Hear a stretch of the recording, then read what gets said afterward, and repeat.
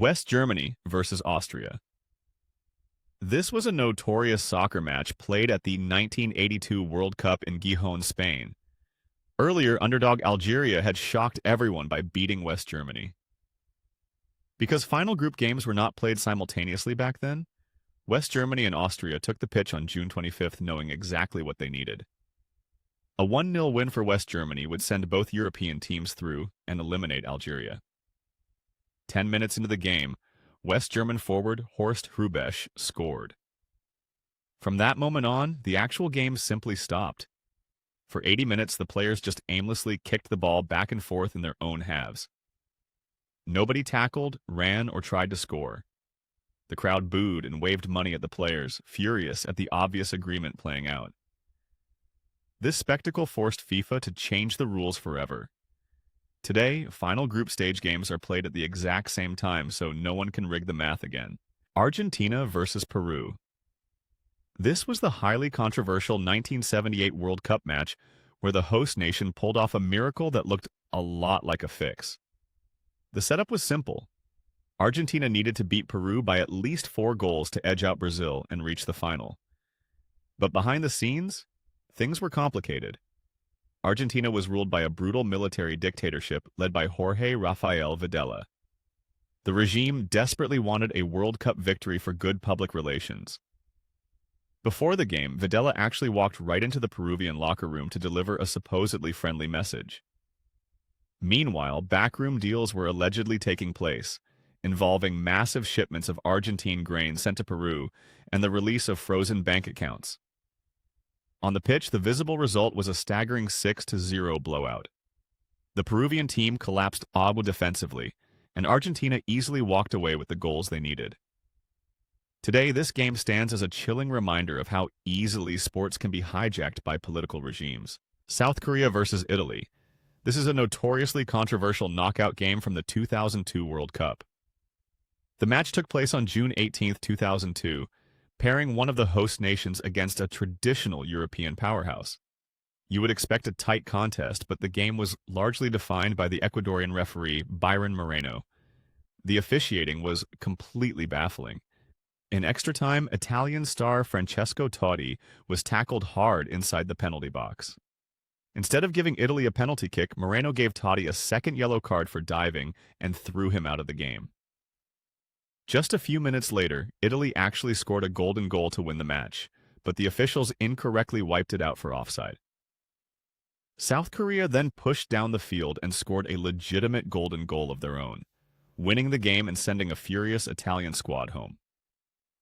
Today, this match is still remembered as one of the worst officiating displays in soccer history, a dark legacy cemented when Moreno was later imprisoned for drug smuggling.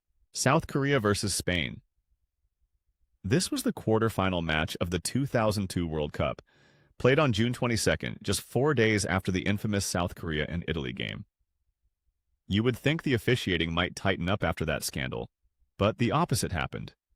Spain completely dominated the match and actually scored 2 perfectly legal goals. First, Rubén Baraja headed the ball into the net, but the referee blew the whistle for a phantom foul. Later in extra time, Joaquin crossed the ball to Fernando Morientes, who headed it in for what should have been a match-winning golden goal.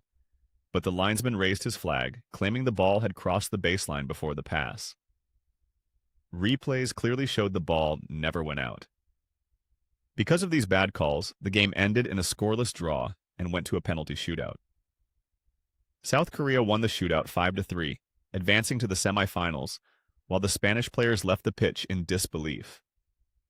This match remains a defining example of how poor officiating can permanently alter sports history. Cameroon versus Croatia.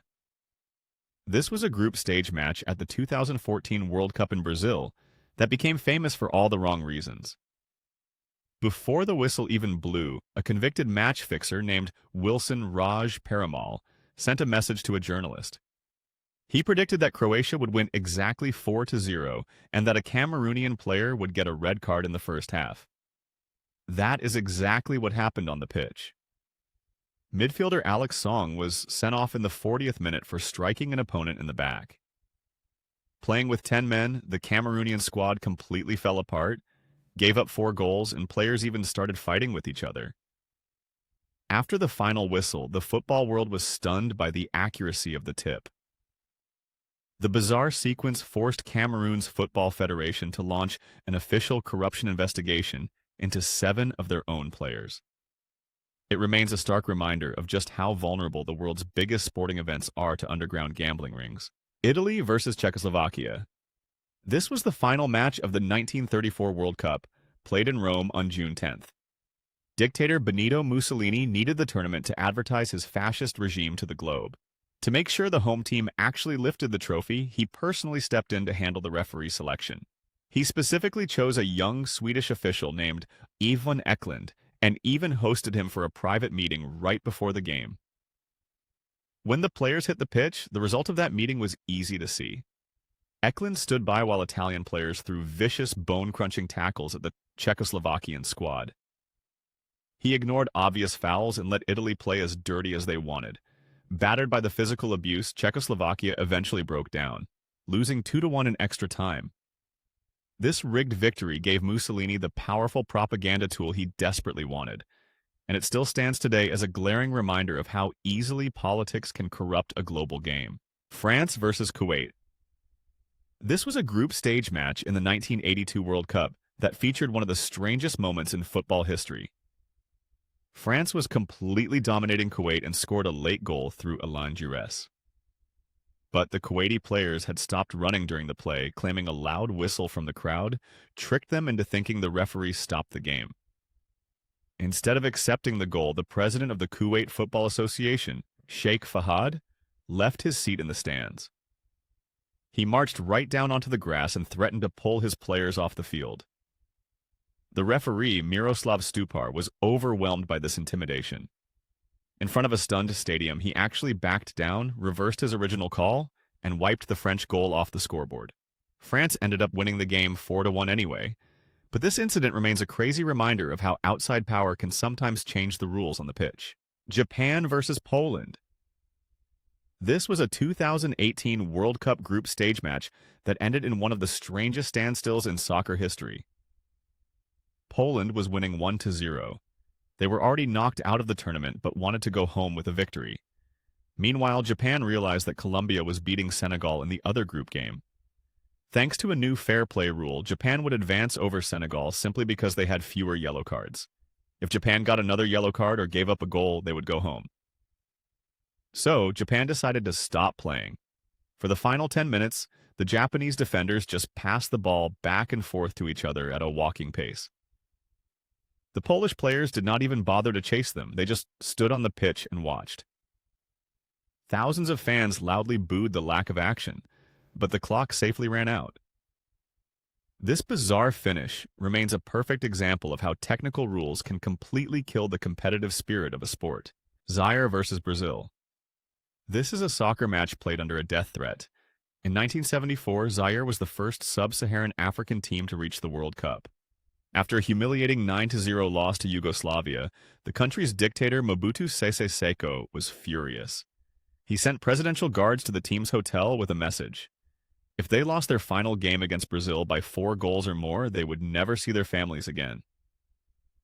Terrified, the players took the field fighting for their lives. The tension peaked when Brazil went up 3-0. With minutes left, Brazil earned a free kick. Before the Brazilians could even touch the ball, Zaire defender Mwepu Ilunga sprinted out of the defensive wall and blasted it down the field. The crowd laughed, assuming he did not understand the rules. But his desperate time-wasting worked, preserving the 3-0 loss. Today, this bizarre moment shows how sports and politics can terrifyingly collide. Brazil versus Ghana. This was a high-stakes knockout match during the 2006 World Cup in Germany. Most fans just saw a routine win for a legendary team, but investigative journalist Declan Hill found evidence of something else entirely. An illegal Asian betting syndicate allegedly paid a middleman to guarantee the Ghanaian team would lose by more than 2 goals. The syndicate then placed massive bets on that exact outcome. When you watch the game back, you can see the effect right there on the pitch. The Ghanaian defensive line completely fell apart under very suspicious circumstances. They repeatedly tried to play a risky offside trap and failed miserably. This bizarre defending allowed Brazilian strikers like Ronaldo to easily slip behind the line completely unchecked. Brazil scored early and coasted to a comfortable 3-0 victory. This match still matters today because it proved a sobering point. It showed that even the biggest, most heavily watched sports tournament on the planet is vulnerable to organized crime.